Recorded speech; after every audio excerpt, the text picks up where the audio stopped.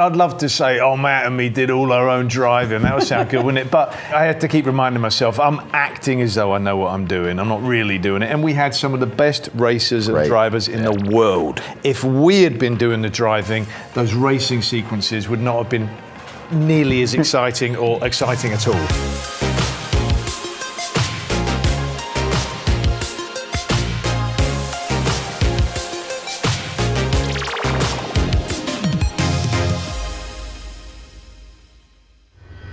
Look out there. Out there is the perfect lap. You see it? I think so. It's about friendship. It's about people who work together and the kind of bonds you make making things together. The way I connected with it was not really through racing, but was that I felt something similar to what we feel making movies. Every movie is live or die.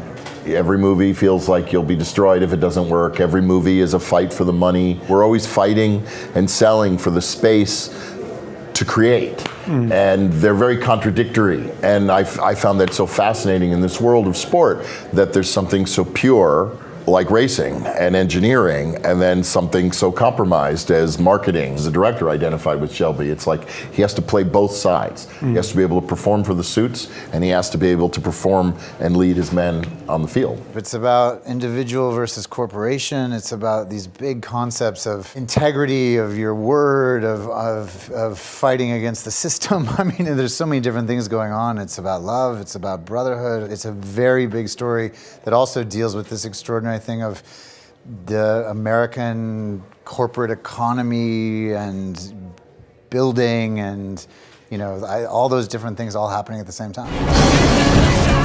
Do you think you can beat Ferrari? I can try. I had never heard of the story before, and I hadn't even heard of the race Le Mans. And when I got the script, the first thing that I was like, wait, there's a race that lasts 24 hours. Like, that in itself is crazy. And you just think, I go to a go-kart track and I race for 5 minutes and my hands are like sore and I'm out of breath. I knew Shelby was, just from my dad pointing out every time he saw an AC Cobra, oh, it's an AC Cobra, Christian, look at that. And the Le Mans cars, just how incredible they look, that was it. And we'd all heard of Ferrari. Yeah, I've heard of that. And Ford. To win the 24 hours of Le Mans, what's it take? Well, it takes something money can't buy. Money can buy speed. It was a real joy for me to play somebody whose strength came from his integrity and his sense of loyalty and his inventiveness and his ethics. I got to meet with Peter, which was really amazing. And he was so great and so generous with his time. And, you know, he talked to me about his mom and his dad and sort of their relationship. And Molly had written an article for Drive magazine talking about the first date that her and Miles went on. It was incredible. He showed up in a vintage car that broke down. She was 16 years old. Like, they got lost. It was a crazy story. But definitely the story that we tell of their family is a dramatization that's probably very different to their real family dynamics. But you want him to see the film and to, I guess, feel something of their essence there and to feel proud of it. I know Christian met him as well. Yeah, I had a wonderful time with Peter, hearing about the real stories and whatnot. Within racers circles, you know, he's a god. Right. And so there's actually a lot of information on him, lots of books. This isn't the first time Ford Motors has gone to war. We know how to do more than push paper. Go ahead, Carol. Go to war. The truth of the character was in the script. I don't know how closely it hews to the real guy, but I do know that the kernel of the actual story was that he felt Ferrari had made him look foolish. And so it speaks to the idea that the guy was prideful and maybe insecure, that he felt the need to try to beat Ferrari at his game.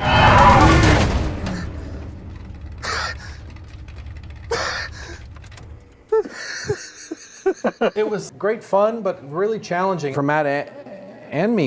It was the nerve-wracking part was the claustrophobia.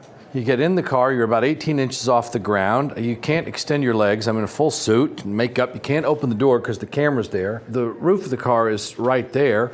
you're strapped into the seat, and then Matt gets in and shuts the door. And it's like, well, you're in here now for a couple of hours.